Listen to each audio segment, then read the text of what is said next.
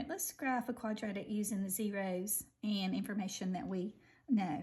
First of all, it's going to be going up because the A is a 1 and is positive, and then the y-intercept is going to be -3. Now, the reason we know the y-intercept is -3 is the y-intercept is when x equals 0. And if I put a 0 right here, that would disappear. 2 times 0 would disappear, and I'd end up with -3. So I know that I'm going to have a point crossing the y-axis at -3. 1, 2, 3, right here. Okay, let's factor this out and let's get the x-intercepts and find out where they're crossing. So x squared minus 2x minus 3, 2 sets of parentheses. The first terms have to be x.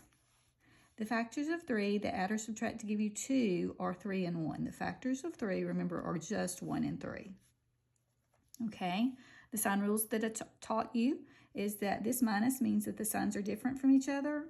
The bigger one will be positive, so 3 is bigger than 1. He's going to be the big one's going to be negative. The big one will be negative. The 1 will be positive. Okay, now when I set that equal to 0, I use the zero product property and basically just change its sign. We have a -1 here, and here we have a 3. So I'm crossing at -1 and at 1, 2, 3 on the x-axis. It really doesn't give me an idea of what it looks like, only that it's kind of doing this. I know that. So let's get us an axis of symmetry. Okay, the axis of symmetry, remember, is gotten by the formula x equals -b over 2a. So here's the a is 1, b is -2, and c is -3. So that's -2 over 2 times 1. When I add the opposite there, I get 2 over 2, so the axis of symmetry is at 1. That's where all the x's are 1. So this is the axis of symmetry. See how he's 2 away? He's 2 away. This one's 1 away. There'll be 1 away right here. So there would be another symmetric point right here.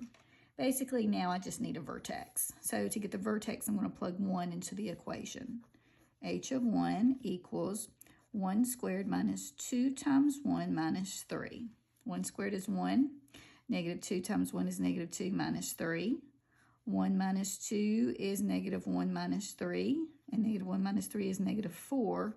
So that vertex is at 1, -4. So 1, 1, 2, 3, 4. There's what my parabola is going to look like.